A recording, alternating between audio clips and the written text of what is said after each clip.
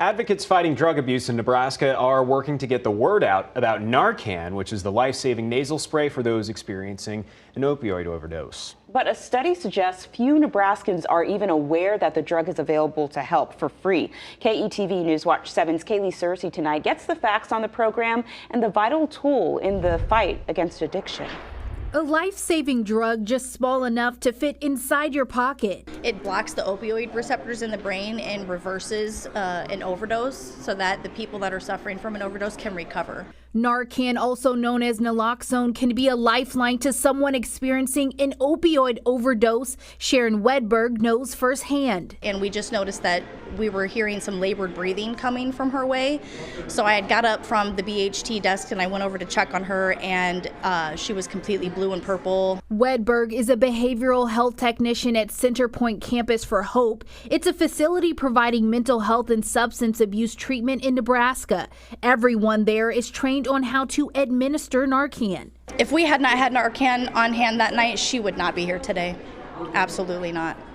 She would not have recovered from that, no. As drug addiction expands in Nebraska, Narcan becomes a crucial tool, but a recent study by the Rural Drug Research Center shows only a quarter of Nebraskans understand what it is. We were expecting maybe a little bit more knowledge in Omaha and Lincoln because we know we've had more overdose deaths in both of those regions, but we didn't see quite as much of that as we thought we would have.